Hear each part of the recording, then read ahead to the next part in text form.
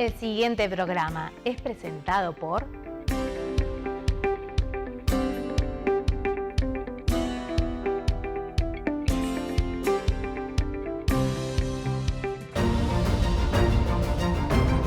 Es por eso que para el lanzamiento de la nueva Toyota Corolla Cross creamos una experiencia para demostrar que tenerla es la decisión perfecta.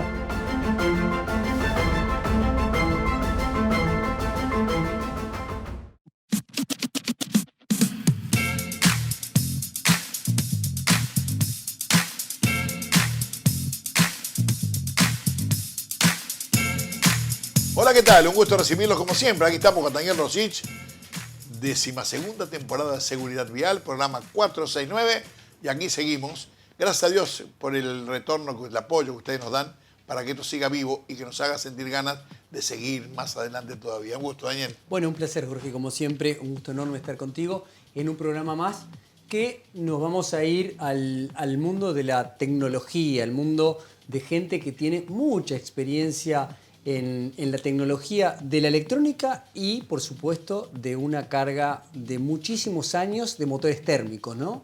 Así que te dejo la presentación. No, la verdad que, digo, Dani está hablando de Pedro Seaviaga. Pedro Seaviaga es un amigo que corría carreras de auto, pero fundamentalmente en la parte de elaboración ha sido un creador, un preparador victorioso en el automovilismo deportivo, pero después tuvo el honor de fabricar autos acá en el Uruguay, fabricar autos como, y lo hablamos en la nota, como los Mini 1275 que se hicieron acá de fibra, y que realmente, y la fábrica de Inglaterra le permitió ponerle la marca Morris Mini, cosa que no le permitió en Chile, que le tuvieron que venderle la marca, no sé, un nombre, no sé, otro nombre que no era Claro, original, ¿de acuerdo?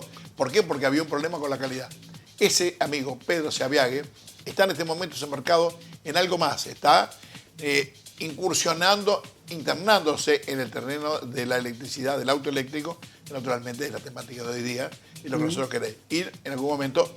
También yo no me acuerdo ahora si el tema de la nota concretamente, pero tengo la plena seguridad que cuando Pedro esté en tiempo y un poco de tiempo más, va a ser el que sepa más de autos eléctricos, va a ser el que sepa más de batería, va a ser porque lo conozco, porque lo distingo como amigo, como el preparador, cosas.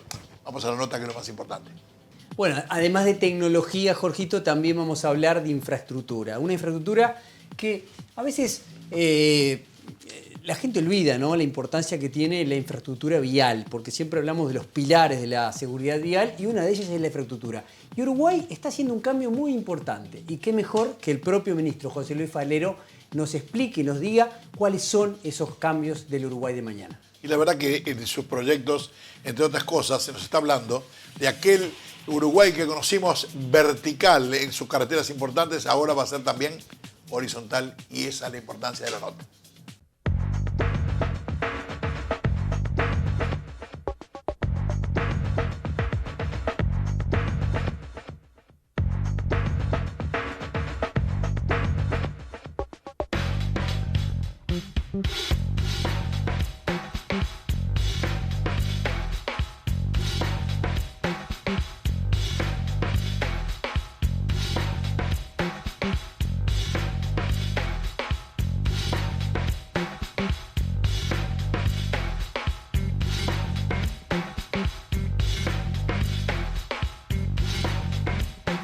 Como les decía, para hoy tenía una nota muy puntual y particular con un amigo de muchísimos años, Pedro Seaviaga, el Vasco Seaviaga, para todos aquellos con los que vivimos y compartimos una época de oro del automovilismo deportivo, porque hoy día es otra cosa. Yo disfruté la otra, disfruto la de ahora, pero en aquel momento teníamos otra, digamos, otra relación con el automovilismo y los automovilistas, entre otros el Vasco Seaviaga. Pedro Seaviaga, con el que vamos a darle la bienvenida ahora, pero vamos a empezar a hablar un poco, Pedrito, de la historia de tu vida, porque para mí agarrar y decir, cuando vinieron los autos electrónicos, el primero que le metió mano fue Pedro Seaviaga, por ahí no es novedad para muchos, pero sí, cuando en la época te pusiste a fabricar los Morris Mini con el 1275, estos hechos de fibra, y escúchame, los ingleses no son muy amigos de darle la marca a cualquiera, hacer una cosa si no fuera de una aceptación brutal. El resto contalo vos, Pedro. Para toda la audiencia, muchas gracias por esta nota. Y bueno, contar un poco aquellas épocas tengo que retrotraerme y pensar un poco. La verdad que ha sido un honor para nosotros que la Morris inglesa nos permitió, después de haber hecho ensayos hechos con las estructuras de carrocería que se habían realizado en su momento, utilizar el nombre de Morris para nosotros fue un elogio, en la cual en esa época se apuntaba mucho a lo que era la industria automotriz uruguaya. Che, Pedro, independientemente de eso, tu trayectoria, fue eximio preparador y después incursionaste también como piloto. Y digo, quiero decir estas cosas porque a veces uno piensa, me acuerdo preparaste los Passat para Marco Caballero, para Julito Lestido y para Pepe. Me acuerdo que en esos autos que nadie pensaba se le podía ocurrir que un Passat pudiera andar y andaban volando. Yo tuve uno de ellos, lo tuve todo un fin de semana y no sabés cómo lo disfruté, ¿no? Pero vos te acordás de aquellas épocas, ¿la tenés clara o no? La tengo clara, sí, la tengo clara porque para mí, o sea, fue la posibilidad de introducirme nuevamente en el automovilismo, ya que se me terminaba el ciclo Morris, porque los Morris ya había caducado la homologación Grupo 2 en Europa, y bueno, eso no me permitía continuar corriendo por no poseer de la misma. En ese momento que yo estaba con el grupo El País y Castrol, o sea, la gente de Castrol, se les ocurrió hacerme un acercamiento con el señor Julio Lestido para poderme proporcionar un vehículo nuevo que en ese momento estaba por lanzarse en Brasil. Y bueno, toda esa inquietud, o sea, nos llevó a que fuésemos a Brasil, todo proporcionado por el señor Lestido, a ver los Passat y a comprarlos, y los trajimos caminando hasta aquí. Mirá, che, Pedro, digo, después hay otra cosa más, porque eso lo pasaste, digamos, pero se te ocurrió correr, y se te ocurrió correr con un escarabajo y correr en 19 capitales, no el histórico, 19 capitales de lo de antes, que se andaba a fondo por todos lados, y hoy día que los super escarabajos, hoy sí son un show brutal, son otros autos que los de antes, ¿de acuerdo? Pero en aquel momento, Pedro, correr un 19 capitales con un escarabajo era como una fantasía para la mayoría de la gente, y vos lo hiciste. Bueno, y la verdad que cuando uno es joven hace muchísimas cosas que Sí. después ve que los resultados, o sea, no son los que uno deseaba. La verdad que el escarabajo hizo mucho más de lo que yo pensé que se podría lograr con él. Mirá. La verdad que era un auto que arriba de las piedras, o sea, no había con qué pararlo. El auto se paró lamentablemente después de cumplir, creo que unos buenos tiempos en muchos recorridos, por un error mío en la cual yo lo blindé demasiado al vehículo abajo con chapones para poder, o sea, sortear cantidad de obstáculos, y la verdad que no tuve, viste, las pruebas necesarias para poder determinar que todo eso que era un beneficio me perjudicó, en la cual... La temperatura se te voló. La temperatura se me voló. Sí. Pedrito, hasta ahora contamos todas esas cosas, vos estás reviviendo y yo también, porque mira que llegamos a enroscarnos en una carrera, me acuerdo, yo tenía un Fiat 128, que era de Ronco, lo había traído, íbamos a correr, y vamos a largar una carrera, sí, una carrera contigo, y vino un gerente de Sebel, corría Gustavo Trelle, corría yo con el 128, y dijo, ojo, no les vaya a ganar Seaviaga con el Mini. Esa era la premisa y el tema, a ver si me entendés. Y bueno, una carrera divertida, de esas pocas vueltas, que yo con poco, que nos divertimos, yo me quedé sin freno. Habíamos quedado con Gustavo que llegábamos iguales, qué sé yo, no sé cuánto me ganó, yo me quedé sin freno, dice que me confundió. ¿Qué me contás? Son esas cosas que algún día en el libro las voy a escribir, Pedro. Pero bueno, pasa el tiempo y llegamos a una cosa, algo impensada. Es decir, que enchufás y andamos. Además de la radio y muchas otras cosas más, enchufamos algún auto, se carga y vemos. Y ahora vamos a un mundo de la electricidad, un mundo del hidrógeno después, y después yo te cuento esta historia. Pero con respecto a la electricidad, vos te enganchaste. y estás ahí. Y yo te tengo mucha fe para que nos expliques a todos aquellos que estamos de este lado qué son los autos eléctricos, qué es la batería, qué es lo que vos ves que sea bueno, lo que vos ves que sean inconvenientes. Entramos en ese mundo. Dale, Pedro. Bueno, o sea, yo no soy el más idóneo como para poder calificar en este momento, o sea, los productos, pero uno de acuerdo a lo que está viendo y en hechos prácticos ha visto que hay muchas diferencias en los productos que han venido, sobre todo de países asiáticos, ¿no? Cuando hablo de diferencias de los recorridos, sobre todo que la gente lo que más pretende que cuando compre un auto eléctrico que tenga una performance deseable, ¿no? Esas cosas en la práctica hay muchos vehículos que, o sea, no cumplen con esas expectativas. Pero yo creo que todas esas cosas se están desarrollando rápidamente. Hay muchos nuevos motores que van cambiando su consumo, su performance constantemente. Hay baterías en la cual a lo primero era impensable las baterías estas de litio ternario. Hoy esas baterías han conseguido procesos de fabricación que los hacen mucho más económicos. Hay otras baterías de litio hierro que son, o sea, la batería que en este momento diría la más accesible para el consumidor mediano. O sea, hay muchísima cosa en la cual ni siquiera yo de repente en este momento lo tengo dentro de mi mente porque el desarrollo es constante y no me espera a mí.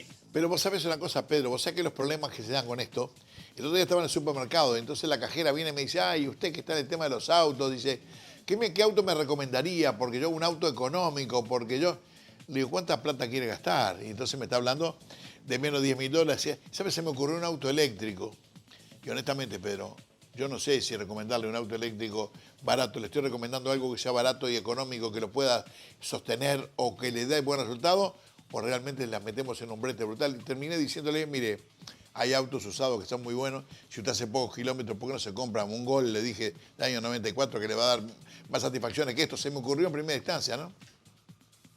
Y lo que está ocurriendo, hay como una psicosis en el Uruguay, ya sea por el alto valor del combustible, a 80 pesos el litro de combustible, y como que todos tratamos de qué podemos tener para no pasar por el surtidor de nafta. Y el auto eléctrico es una alternativa. El asunto está en que si el costo-beneficio que hoy tiene el auto eléctrico justifica con, como dijiste tú, con comprar un auto usado y verdaderamente gastar combustible y nada más. Sí, sí, no, sin duda que sí. El tema es, no, yo lo que pasa que, en realidad, cuando vos compras un auto y también los hay híbridos y también no hay de cantidad de cosas, y valen una cifra que son claramente superior al auto de nafta solo, y después tenés que hacer un número, ¿cuántos kilómetros tenés que hacer para desquitar, viste? Cuando tenés diferencias que de repente son de $10.000 o más, ¿cuántos kilómetros tenés que recorrer para desquitar esa inversión que estás haciendo? ¿Vale la pena comprar un híbrido o comprar algo que esté relacionado con la energía eléctrica cuando realmente la nafta, sigo insistiendo, es el repuesto más barato porque cuando no tengas plata parás y se termina la historia? Yo creo que hoy, así viéndolo fríamente como tú lo estás viendo, o sea, yo estaría de acuerdo con tu opinión, porque el tema del auto eléctrico, o sea, en cuanto al tema de baterías, a nosotros todavía lo que nos falta es incursionar en eso.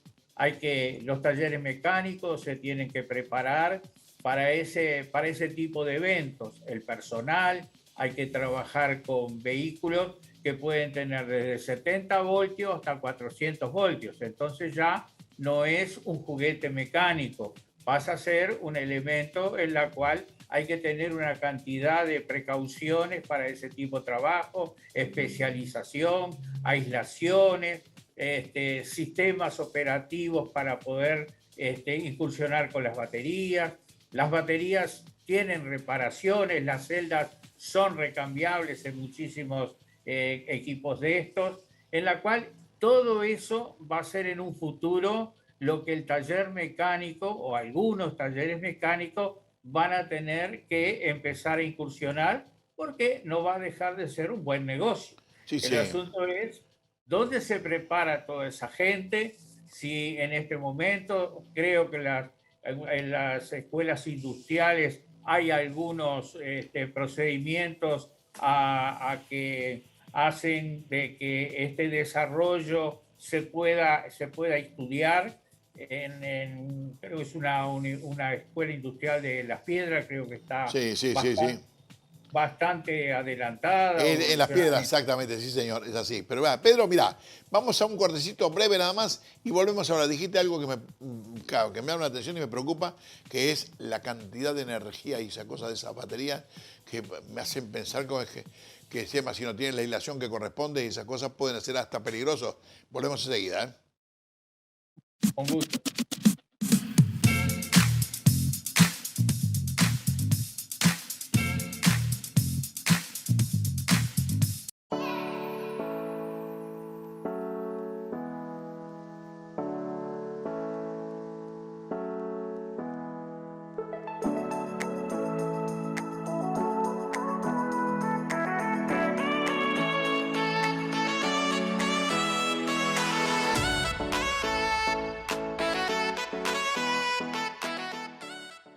Se relaciona las decisiones emocionales con las mal tomadas, impulsivas, y a las racionales con las bien hechas, las meditadas. Se ha demostrado que lo ideal es cuando existe un equilibrio, cuando una decisión es tanto emocional como racional. Es por eso que para el lanzamiento de la nueva Toyota Corolla Cross creamos una experiencia para demostrar que tenerla es la decisión perfecta.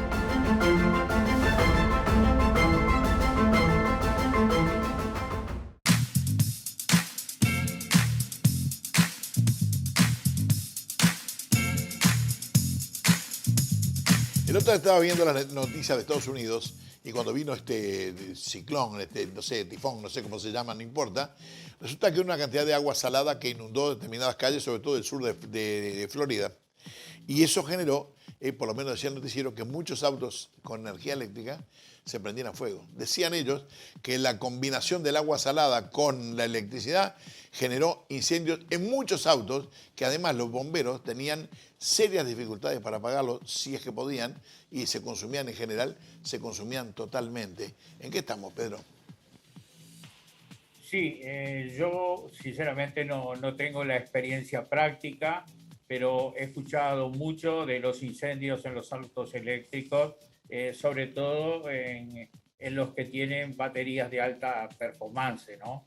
O sea, esa energía acumulada en esas celdas de litio, o sea, están en un lugar estanco, hay veces están refrigerados, pero justamente tienen que pasar a cierto grado de controles que lo hacen la propia caja estanca para que no exista humedad que puede generar los circuitos y pueden hasta estallar, ¿no? Pero mirá, qué difícil. Pero dijiste otras cosas, entre otras hablaste del taller mecánico. Y es una de las cosas que me ha cuestionado mucho, digo, con el advenimiento de motores eléctricos, motores chiquitos y que prácticamente no tienen mantenimiento. El taller mecánico, algunos, vos dijiste, será un buen negocio, para otros se termina la historia del trabajo, porque acá los motorcitos no se reparan, digo, se cambian y se pone uno, se pone otro, o sea, se repararán en algún lado, pero no creo que sea esto para que sea sustentable el taller mecánico y que la historia va a cambiar, las casas de repuestos, los talleres mecánicos y no sé cuántas cosas más, sobre todo me preocupa en nuestro país. Sí, lo que tú decís es muy cierto, o sea, y tú fíjate que citándote de esa vieja época que tú hablabas, cuando teníamos el autocarburador, era necesario que una vez al año el vehículo entrase en el taller a hacer un afinado. Llegó la inyección electrónica y esas cosas desaparecieron. Y bueno, hoy con el auto eléctrico está pasando lo mismo, ¿no? Yo creo que son ciclos en cual el taller mecánico empieza a tener un grave problema en la cual necesita de vender servicios para poder sustentar, o sea, su negocio.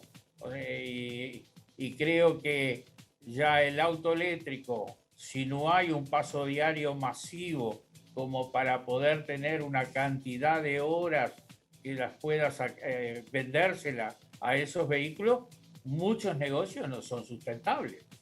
No, ni hablar. Pero vos sabés que yendo y siguiendo con el auto eléctrico, porque hay cantidad de cosas que uno las va descubriendo y que de alguna manera, no te digo que la palabra sea me emociona, pero por lo menos me llama la atención. Y de las cosas, de las primeras que aprendí, que un motor eléctrico de estos, cuando hablamos del torque, la manifestación de la potencia bruta, esa cosa que un auto de calle, de un auto de nafta lo tiene a determinado nivel de revoluciones, qué sé yo, esto, el torque es permanente. Y esto es, la entrega de lo que llama escolaseador es permanente y total. Entonces nos vamos a determinados tipos. El otro día me encontraba, y hablando con Pepe Lestido, me dijo, mira, tengo un auto que quiero que lo pruebes, que de 0 a 100 hace en menos de 3 y de 0 a 200 en menos de 9. Pedro, a ver si me entendés. En lo que estamos hablando, que un auto normal de los que andan por acá por la calle hace de 0 a 100 en más de 10 segundos y este hace en menos de 10, hace de 0 a 200. ¿Te das cuenta? Sí, sí, sí, sí. Sí, yo estuve mirando en, en la prensa alemana, en la cual una escuela de tecnología alemana desarrollaron un vehículo con un motor creado por ellos y lograron el del 0 al 100 en 1 segundo 46. Qué O disparate. sea que no sé qué pasa con los líquidos del ser humano dentro del cuerpo en esas aceleraciones tan bruscas, ¿viste? Pero no, ni hablar de esa cosa. Pero Pedro, tú estuviste estudiando y estuviste viendo el tema de la batería, porque eso es uno de los problemas que al consumidor común y corriente le va a preocupar. Más allá de las baterías especiales que pueden generar inclusive hasta un riesgo si no están controladas y medidas y cuidadas como corresponde, tenemos las baterías comunes y corrientes, que son las que el usuario después, si las tiene que cambiar, ¿qué hacemos con las que quedan afuera? Pero a su vez, el cambiar baterías que suponen un costo más o menos importante, ¿cuál es el rendimiento? ¿Cuáles son las ventajas, las contras? ¿Tenés un estudio más o menos previsto? Mirá, hay un estudio, o sea que en cuanto hay un tipo de baterías que eran las baterías que se empezaron a usar en los autos eléctricos, que son baterías de plomo ácido de ciclo profundo. O sea, esas baterías, o sea, hoy en la actualidad se están dejando un poco de usar porque el rendimiento esperado que se pensaba de esas baterías no ha sido tal. Y han sido muchas sustituidas, primero porque esas baterías también tenían un gran peso. Un vehículo, por ejemplo, que pesaba 500 kilos, tenía 250 kilos de batería. Disparate. Prácticamente andaba con 5 personas todo el día arriba. Sí, sí, disparate, O sea, sí. Hoy hay baterías para poder tener esa capacidad en kilowatts, o sea que pesan 40, 50 kilos el paquete total, con un rendimiento mayor, con cantidad de ciclos mayores, casi el doble, y hacen de que también el costo no es muy superior a esas baterías de ciclo profundo. Claro, las baterías estas, bueno, algunas estaban con litio, otras con níquel, otras no sé. Hay distintos tipos de baterías y de acuerdo al tamaño también el precio y el rendimiento. Pero hay gente, he leído y he escuchado algún comentario, como que los rendimientos anunciados por algunos fabricantes no son tales, porque siempre están hablando de en condiciones óptimas y realmente la condición óptima se da a veces. Y cuando hay desconocimiento en la conducción y en el uso, estás lejos de la condición óptima y los consumos y el rendimiento se vienen a la mitad. Bueno, lo que sucede es lo siguiente, pasa como con el vehículo, ¿viste? O sea, el vehículo a combustión. También, ¿cuál es el consumo óptimo? O sea, que nos dicen que el vehículo da tantos kilómetros por litro, después en la práctica hay un porcentaje que hay que restar de un 30% más. El auto eléctrico, a mí que me ha tocado manejar, o sea, vehículos no son de alta performance, vehículos más familiares. O sea, el problema es cómo uno lo usa. Son muy sensibles en cuanto a cómo uno utiliza el acelerador. El auto de estar parado y tomar inercia es donde el vehículo prácticamente hace el mayor derroche de energía, ¿viste? O sea, ponerse en movimiento. Allí uno mirando los medidores amperimétricos que tienen los tableros, uno ve que cada vez que pone el piecito en el acelerador, el amperímetro se va casi hasta el máximo de su capacidad. Entonces allí es donde uno tiene que, con suavidad, apretar el acelerador muy suavemente, cosa que el vehículo se mueva, tome inercia y después sí empezar a acelerar paulatinamente hasta llegar a la velocidad deseada. Che, Pedro, vos sabés que el otro día Toyota me invitó a Ajax a probar el primer auto de hidrógeno que yo creo que vino acá al país, un Mirai de Toyota, que es alucinante. Y aparte del tema del hidrógeno, no deja de ser un auto eléctrico, ¿de acuerdo? Pero es que el hidrógeno, bueno, un proceso electrolítico, qué sé yo, finalmente convierte en energía para... Y como dicen los técnicos, ahí presté atención y decían, el hidrógeno es mucho más eficiente que la nafta, ¿de acuerdo? Entonces se consigue, bueno, los cohetes que van a la luna van con hidrógeno, no sé, será porque son más eficientes o por cuestión de depósito o qué sé yo. Pero la historia es que si Toyota hizo este emprendimiento, se me ocurre que de aquí en más habrá varios que van a seguir intentando una cosa como esta, porque en lugar que tengan agua, después de poder sacarla y convertirla en hidrógeno verde, como dicen, qué sé yo, supongo que la historia puede llegar a cambiar, ¿no? Bueno, yo creo que el tema del hidrógeno es algo de muchísimos años atrás, que nunca fue puesto en desarrollo o llevado a un proceso industrial, basado en todos los compromisos, como hablamos anteriormente, que había con el petróleo, ¿no? Hoy tienen claro que el petróleo, o sea, no va a haber cantidad para todos. Además existen todos estos conflictos en la cual le van quitando independencia a los países porque le cierran la canilla, como está pasando en Europa, cierran la canilla de gas y se terminó. Y el hidrógeno con un sistema electrolítico lo pueden generar, o sea, en cualquier lugar, en cualquier país, sin ningún tipo de inconveniente. Con agua y con celdas electrolíticas, o sea, producen la electrólisis para generar el gas de hidrógeno. Bueno, Pedrito, querido amigo, sé que de aquí en más vamos a tener varias veces más de contacto por razones que vos y yo conocemos y que no vamos a dar luz, no vamos a ventilar ahora. Pero seguro te tengo mucha fe, sobre todo por la investigación, porque sé que no vas a quedarte con esto, vas a seguir con la batería, vas a seguir con los autos, vas a seguir con el rendimiento, vas a seguir lo que conviene y lo que no conviene, que de alguna manera lo que conviene para un importador es lo que conviene para un usuario, ¿de acuerdo? Porque es lo que se va a introducir en el mercado y de alguna manera es un beneficio social que nosotros tenemos que contemplar, porque hay mucha gente que nos escucha, que no sabe y que está aprendiendo igual que yo. No te digo como vos que sos un estudioso y estás más cerca del tema de conocimiento técnico de la mecánica, pero gente que no sabe qué hacer y que realmente creo que tenemos una responsabilidad y un compromiso de agarrar y decir, consigamos las puntas y digámosles a la gente qué es lo que le conviene o le deja de convenir. ¿De acuerdo, Pedro? Te mando un abrazo grande, te doy gracias por la nota y volveremos dentro de poco con más temas, naturalmente, que tenemos mucho para hablar. Bueno, yo te agradezco a ti y a toda la audiencia por haberse tomado el tiempo de escuchar. Un abrazo grande y hasta pronto, Pedro. Chau, chau.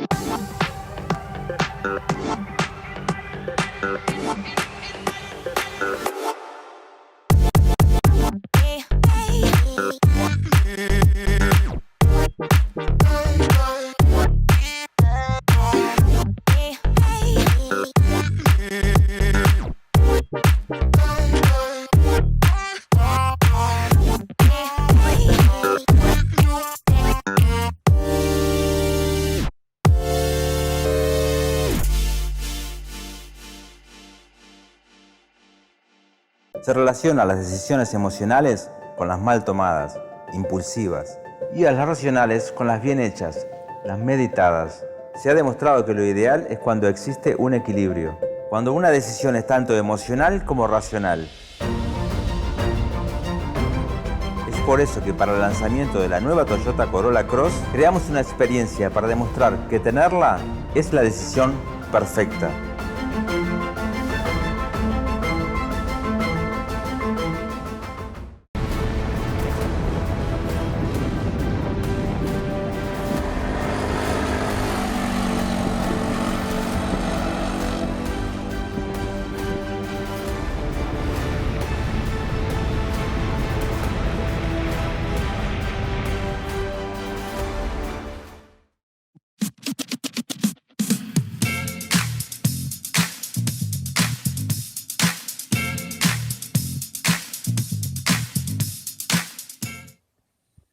Buenos días para todos.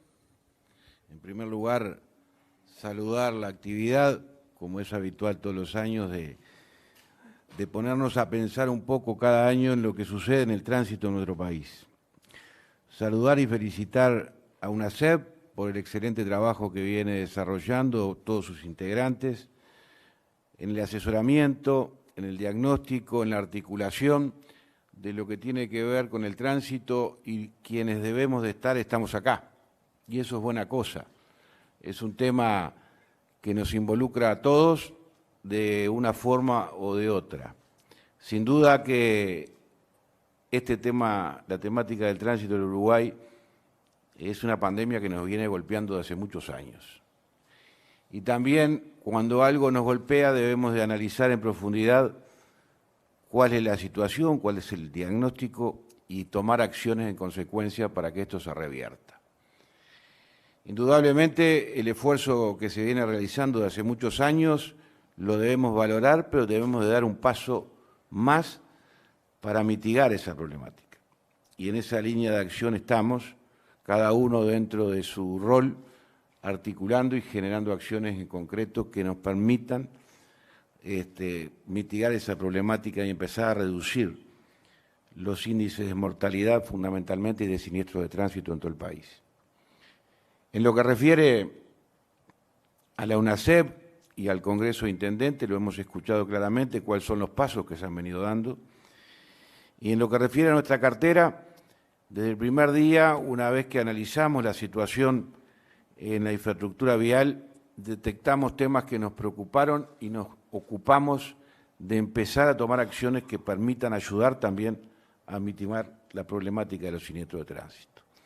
En esa línea de acción hemos detectado claramente una sobrecarga de tránsito sobre la red vial nacional existente, que nadie puede cuestionar, lo vemos en el día a día, que ha llevado a que en el Uruguay, con 8.833 kilómetros de rutas nacionales, tuviésemos un incremento permanente año a año del volumen de tránsito que se daba sobre esas mismas rutas. Eso, sin duda, ese primer diagnóstico nos marca claramente que debíamos de tomar acciones para poder reducir ese impacto agresivo que estaba generando el tránsito sobre la red vial. Para que esto se dé, obviamente no es disminuyendo el tránsito. Un país que quiere desarrollarse va a la inversa, va creciendo y así debe seguir siendo. Lo que hay es que adaptar la infraestructura vial a las necesidades del tránsito del momento. Y eso fue lo que nos motivó a plantear al equipo económico y al presidente de la República una fuerte inversión en la infraestructura vial que ayude a mitigar esta problemática. Y en esa línea estamos. Cuando decimos que ayude, tomamos decisiones el pasado año con la Dirección de Vialidad y con todo nuestro equipo de trabajo, en la medida de que teníamos que incrementar la cantidad de kilómetros de rutas para empezar a mitigar esa problemática. Es allí donde tomamos la resolución de encarar 642 kilómetros nuevos de rutas. Llámese donde había una vía, van a haber dos en algunas rutas nacionales de mayor relevancia que se han detectado con mayor volumen de tránsito. Llámese donde no había ruta, va a haber ruta.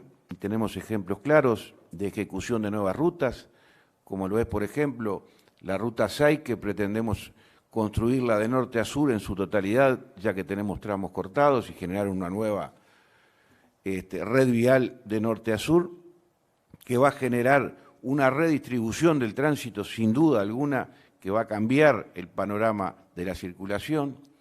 Pero también estamos trabajando fuertemente en rutas transversales que entendemos que tiene que tener un rol más protagónico para que esa distribución sea más equitativa y que el tránsito se pueda distribuir de mejor manera. Como ejemplo de ello, hoy estamos en plena ejecución de la Ruta 20, que va a unir la 3 con la 5 en su totalidad, tramos que estaban sin ruta, campo travieso, y que vamos a poder cruzar desde la 5 a la 3, a la altura de la 20, que va a significar un cambio importante. Pero a su vez estamos haciendo intervenciones de mejor calidad estándar de algunas rutas secundarias, traspasándolas a rutas primarias, como ejemplo alguna de ellas, la Ruta 81, que estamos en plena ejecución y que va desde la 5 hasta la 8, y que vamos a poder generar allí una ruta de característica primaria, de mejor calidad, mayor seguridad, mejor pavimento, ensanche de banquina. También lo es la construcción que ustedes habrán podido apreciar de intervenciones en una inversión récord en puentes, que no es solamente la intervención en puentes, es la readecuación de puentes angostos, llevándolos a puentes de mayor ancho, nos permite brindar una mejor seguridad. Generalmente uno viene por una ruta y se encuentra con un puente angosto y se dificulta mucho allí el pasaje de dos vehículos. Ese ensanche, ese refuerzo de puente, adaptándolo al tipo de carga y también a la cantidad de vehículos que circulan en nuestras rutas, genera un cambio. Pero además de eso, la construcción de puentes donde no los había. Eso nos permite también, en esa tarea de redistribución del tránsito, generar cambios significativos, como va a suceder, por ejemplo, a la altura del puente Picada Uribe, en San Gregorio, donde vamos a poder cruzar por la Ruta 43 y terminamos allí en una balsa, vamos a poder cruzar a Paloma Durazno y atravesar esa zona del país sin tener que siempre bajar. Uruguay está mirado siempre de norte a sur, bajamos y después subimos. Estamos buscando que se redistribuya mejor el tránsito en todo el territorio nacional. También, como ustedes sabrán, estamos en plena construcción del Puente La Charqueada, que va a permitir también allí generar un flujo de vehículos que se redistribuya de forma diferente a lo tradicional. Estas son algunas de las acciones que, desde el punto de vista estructural y de construcción de obra pública, van a cambiar el panorama de lo que es hoy una red vial que necesitaba una inyección de obra pública para ponerla en condiciones y que no siempre optáramos como conductores en utilizar aquellas rutas primarias y dejáramos de lado la secundaria o terciaria. Si nosotros levantamos el nivel de esas rutas, vamos a generar una mayor distribución. Y si a eso le agregamos casi un 8,5% de nuevas rutas, ahí se da el combo de poder generar un mejor confort en la circulación, menor riesgo y por ende entendemos que va a permitir reducir los siniestros de tránsito. Eso es un cálculo así a grosso modo, pero también a eso debemos de acompañarlo con medidas de seguridad, que entiéndase medidas de seguridad muchas y muy variadas, en lo que es la construcción de nuevas rotondas, intercambiadores. Hay lugares que el cruce de rutas de importancia va más allá de una rotonda y ustedes habrán podido apreciar en zonas interbalnearias, intercambiadores elevados. En la zona de Ruta 5, a la altura de la UAM, estamos inaugurando próximamente un intercambiador y van a haber otros en todo el periodo que nos van a permitir brindar una mejor seguridad cuando se encuentran dos rutas de relevancia. También a eso le agregamos casi 78 kilómetros nuevos de terceras vías, que créanme que son sin duda una ayuda enorme para la mejor movilidad en las rutas y la mayor seguridad, porque cuando un camión pesado tiene esa opción de tercera vía, lo utiliza y genera un mejor flujo del resto de los camiones y un menor riesgo al sobrepasar los mismos cuando no existe esa tercera vía.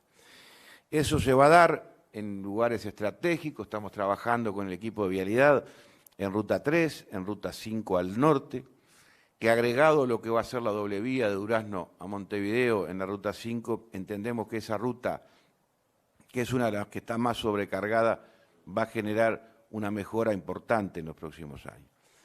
Pero también hemos incorporado dársenas de retorno en lo que tiene que ver con giros Hoy tenemos un componente nuevo que se incorpora al parque automotor, que son los bitrenes y los posibles tritrenes que van a estar circulando y que requiere de una intervención diferente a lo tradicional.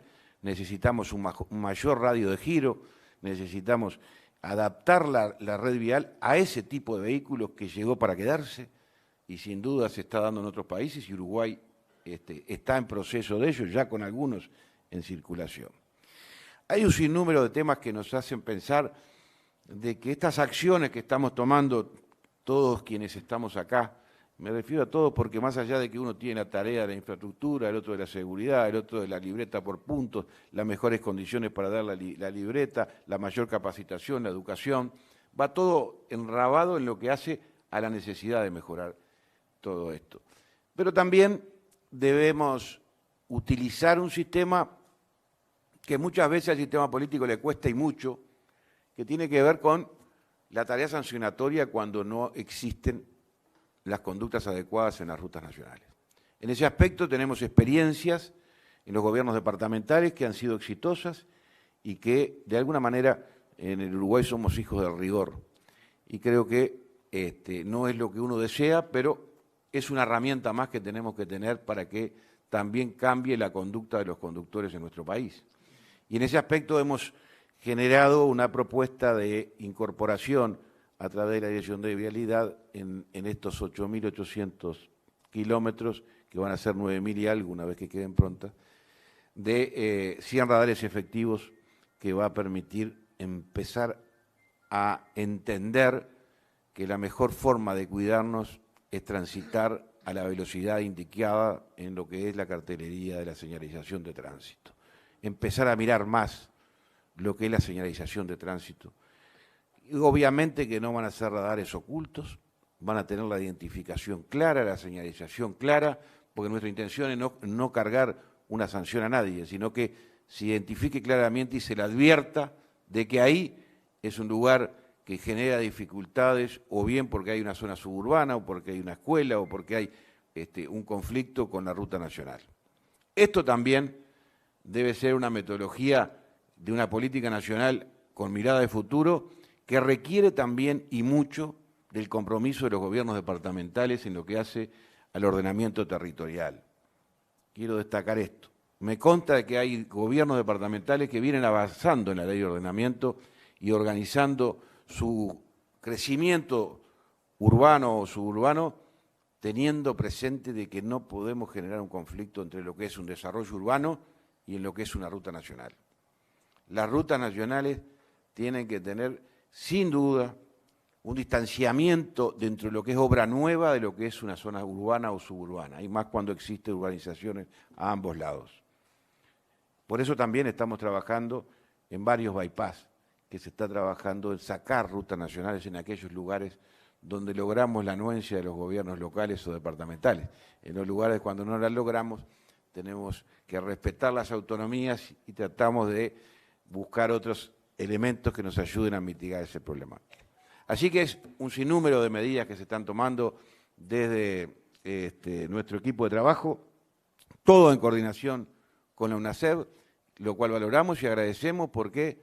Porque entendemos que alguien tiene que ser ese órgano rector que de alguna manera nos aterrice y nos ayude a identificar esos puntos rojos que decía el presidente, que vamos por ello, y esto significa que el esfuerzo de todos nos va a marcar claramente qué sucederá en el futuro en lo que hace a la siniestrabilidad del tránsito, y depende de todos que podamos lograr mejorar esos índices que nos está golpeando fuertemente. Muchas gracias.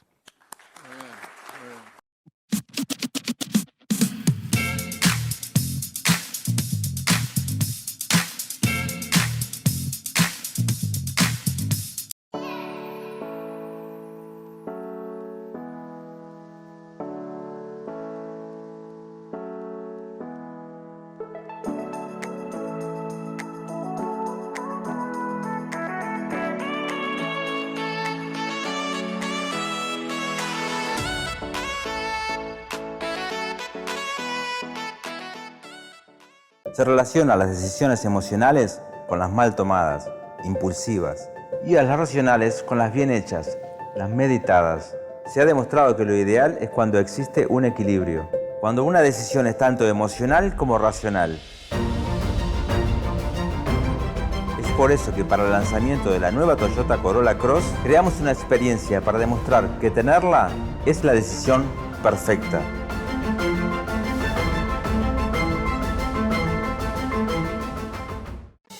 Experimenta conducir tu moto con auténtica seguridad.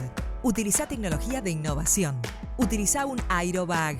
Minimiza la morbimortalidad hasta un 90% gracias al colchón de aire producido antes de hacer contacto con el pavimento u otro vehículo. Tu vida nos inspira. Tu familia te espera. Aerobag. Importa y representa para el Mercosur Cedimo. www.cedimo.com. Cascos MT presenta el siguiente espacio.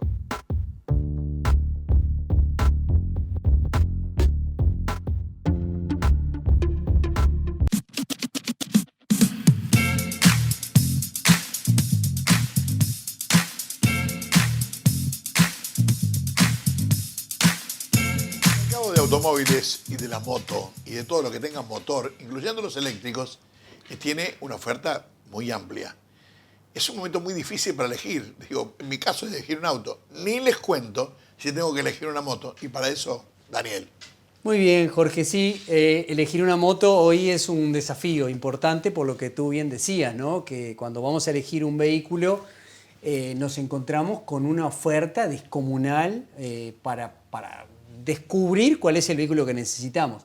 Evidentemente que la primera pregunta que se tiene que hacer es ¿para qué quiero mi moto? Porque la gente normalmente elige la moto, somos seres emocionales y estoy seguro que con el auto ocurre lo mismo. Cuando vamos a elegir la moto, lo que vamos a buscar es lo que nos gusta, ¿no? A mí me gusta aquel modelo porque tiene el guardabarro así o las luces asá o no sé qué. Pero yo creo que cuando uno tiene que elegir un vehículo, lo más importante es que sea racional, que tiene que tener mucha racionalidad porque necesita un vehículo que cumpla con lo que uno necesita, ¿no? Yo me imagino que voy a comprar un auto y digo, bueno, me voy a comprar un Jeep porque me encantan los Jeep. Pero después que me compro un Jeep digo, pero no puedo andar en la carretera, la rueda zumba, cuando voy al centro no lo puedo estacionar, porque no es el vehículo que necesito otro tipo de vehículo. Si yo tengo un reparto no me puedo comprar un auto que no tenga caja enorme, o sea, necesito una camioneta. Bueno, cuando voy a comprar una moto tengo que pensar en las mismas cosas. Y yo voy a dar un ejemplo bastante normal, porque sabemos que el 98% de las motocicletas menores de 200 centímetros que recorren todo el Uruguay, o se usan para trabajar con ellas o para ir a trabajar en ellas. Entonces ahí yo tengo que hacer una ecuación bastante sencilla. Necesito una moto que gaste poco combustible porque mi ecuación económica va a depender de la cantidad de combustible que use y fundamentalmente de que tenga una moto que no se rompa, que tenga una calidad suficiente para que me dé la tranquilidad de que si estoy todos los días con la moto va a arrancar todas las mañanas, porque si esa moto no arranca ya me va a complicar, me voy a tomar un taxi, tengo que llevársela al mecánico, tengo otro valor agregado, o sea, necesito tranquilidad. Y fundamentalmente que esa moto además tenga una determinada cantidad de repuestos que garanticen que si a mí me pasa algo, esa moto tenga el respaldo que necesito. Daniel, yo le agrego esto nada más a lo que dijiste, los repuestos naturalmente, que no se rompa, todo macanudo, que se pueda mantener con un sueldo. Claro. Que se pueda mantener con un sueldo. Totalmente. Para el trabajador es importantísimo ese Totalmente. tema, ¿no? Que se pueda mantener con un sueldo y eso va a impactar en hay tres elementos que son claves, ¿no? Decíamos, el bajo costo de mantenimiento, el combustible que vaya a gastar y fundamentalmente también hay un tema que no es menor, que es el tema de los costos de los seguros. Porque las patentes hoy están básicamente divididas por cilindradas, o sea, uno puede gastar en voy a poner un ejemplo, una 125 usada que la compró no sé qué, que gastó $400, o una nueva que se gastó $1.800 o $2.000 y va a pagar la misma patente. Porque se divide por cilindrada cúbica, hasta 125 van a pagar X cantidad de dinero. Entonces las patentes son controlables. Felizmente con la llegada de este nuevo cambio desde el punto de vista del subsidio, cambió felizmente porque ahí hay una regularidad y de alguna manera una racionalidad en el costo de las patentes importante. Lo que sí se ha despegado y mucho y a veces asusta cuando la gente va a comprar la moto es lo que cuesta el seguro. ¿Por qué? Bueno, naturalmente el seguro se basa en estadísticas y las estadísticas están indicando un altísimo nivel de siniestralidad y un altísimo nivel de hurtos de las motocicletas. Y eso impacta directamente sobre el seguro, porque si uno ve lo que paga un seguro, dice, bueno, un seguro que tengo un auto de X valor, voy a pagar más o menos el 5% del valor del automóvil. En el caso de una moto estamos en un 10, un 15 hasta un 20% del valor de la moto. Es un disparate que está relacionado, reitero, con el tema de la siniestralidad y de los robos. Por eso, siempre lo decimos con Jorge y no nos vamos a cansar de repetirlo, que bajar la siniestralidad de un país impacta sobre todo la economía de un país. Cuando nosotros bajemos la cantidad de siniestros de tránsito, vamos a bajar los costos de salud, vamos a gastar los costos de los seguros de los vehículos, vamos a bajar los costos de las pensiones de aquellas personas que sufrieron accidentes y que quedan con pensiones para siempre. Entonces, creo que está en el compromiso, no solamente de nosotros que lo hacemos con tanto gusto hace tantos años, sino el compromiso de la sociedad. La sociedad tiene que tener ese compromiso de decir, la seguridad puede cambiar la economía de un país. Por ¿Sabes, eso, Daniel? O sea que yo digo, la gente no se da cuenta, la gente no piensa. ¿A alguien se le puede ocurrir lo que estabas hablando recién? ¿Cuánto menos costaría la cuota mutual si en vez de tener enfermo tuviera gente saludable? Si en vez de tener gente que se lastima porque sí, qué fácil sería para las consultas, para la cantidad, para los remedios, para todo, cuánto menos. Pero vos fíjate, Jorge, las emergencias móviles, ¿no? De cada 10 accidentes, dicho acá por el gerente médico de una importante emergencia del Uruguay, de cada 10, 7 son politraumatizados en moto. O sea, la cuota que usted está pagando por la emergencia móvil está contemplado esto. Claro, ni hablar. Entonces digo, cambiemos. O sea, ¿cuándo vamos a empezar a pensar que la siniestralidad es un gran debe que tenemos en Uruguay, un cambio que no solamente le tenemos que, como decimos siempre con Jorge, que echarle responsabilidad a los demás? Nosotros somos los primeros que podemos cambiar esa realidad. Cómo nos comportamos, ¿no? Cuando decimos, las multas son carísimas, tremendo. Ahora, ¿sabes una cosa? A lo mejor todos ustedes están pensando, qué complejo, qué difícil. ¿Sabe que no? Este tema es mucho más fácil de lo que todo el mundo está pensando. El tema es aprenderlo, leerlo, escucharlo y hacerlo. El tema es hacerlo. Es un compromiso que tiene que ser un compromiso de Estado. El tema no lo arregla ni de los Chiles, Jorge Alfaro, ni la UNACEF, ni nadie, si no hay un compromiso de Estado. Es un país entero comprometido con una causa, porque además de lo que estamos hablando y en la parte material, lo que se arregla con plata es lo más barato. Porque las vidas jóvenes que se pierden, la vida, el capital que se invirtió en instrucción, el capital que se invierte en gente joven que van a ser los futuros trabajadores, los que salven al país y nos saquen para adelante. ¿Dónde está? Nadie hace los números. Los tenemos hechos.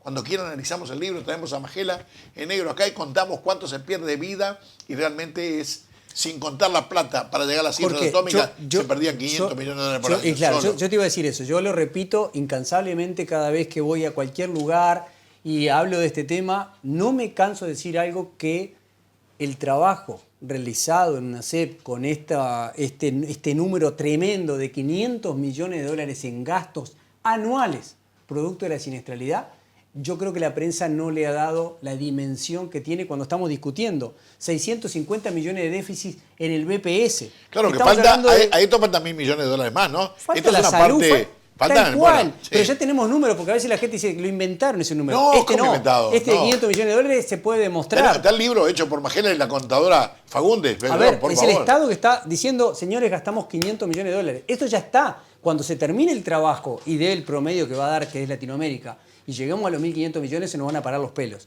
No. Pero hoy tenemos que ser todos conscientes que esto existe. Jorge, iba a hablar de elegir la moto, pero me encantó haber conversado sobre este tema. Sí. Se nos acabó el tiempo y nos tenemos que despedir. Y para despedirnos, como hacemos siempre, tenemos que mandar el saludo, por supuesto, a Zucchino Motors por sus 70 años.